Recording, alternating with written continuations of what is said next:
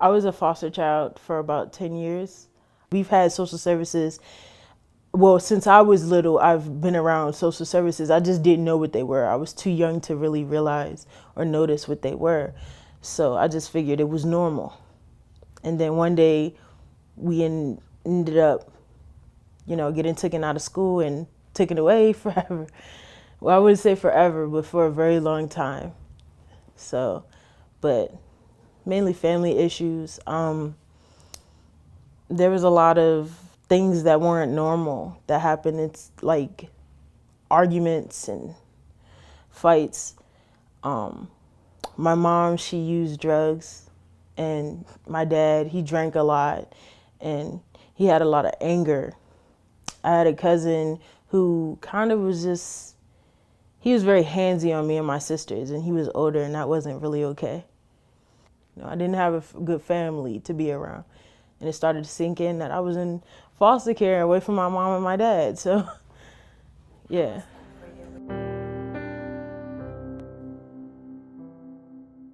Before I came to the Young Mothers program, I went to college. I was an athlete. I was playing 3 sports. I thought the world was everything. And then I met my daughter's father and ended up getting attacked by him. And so it was very hard. I was harassed. The college did not help me. The college did nothing for me.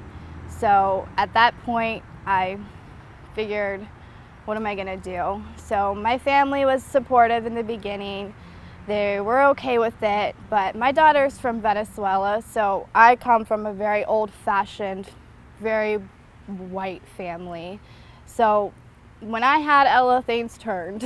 When it became real and they saw, this doesn't look like me, this isn't our type, our kind, it was very hard for me. My mom kicked me out when Ella was 4 months old.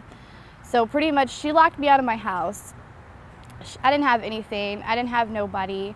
It was scary. I mean, I was 19 years old and I had nobody.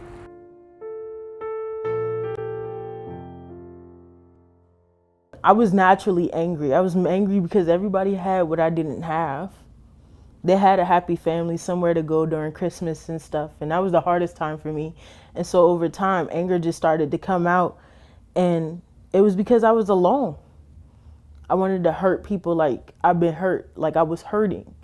And so I would lash out. I went to get food stamps, to get WIC, to get benefits, and I literally got denied. They thought, oh, well, she's white and, she has parents that are there, and it was not the case. It's definitely contradicting. It's definitely very hard. Going to the grocery store was probably one of my biggest little battles, just going to the store and getting formula. I've slept in elevator shafts, in laundry rooms. I slept in people's cars. I slept on stone steps. So on the verge of calling it true homelessness, I feel like anytime you feel as though you don't have a place and you have to sleep on the streets, you are homeless. I was really starting to lose hope that I wasn't really going to have a place to go. I didn't have anything. I didn't have nobody. And I wrote a Facebook status about, I need help, I need food, I need somewhere to go. And this lady told me about the alternative house. And literally from there, instant change. I can't express how much they took me in. They became my family. It's mind-boggling what could happen in 7 months, literally. The HYI program, it gave me hope when I didn't have it no more. It was amazing how much help that I came in, and I looked at her and I was like, I don't know whether to laugh or to cry.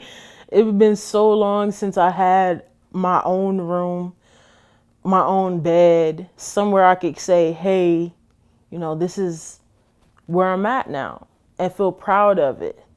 And when I came to the alternative house and they were opening arms, it was empowering. It made me feel like I mattered. Someone did care about me.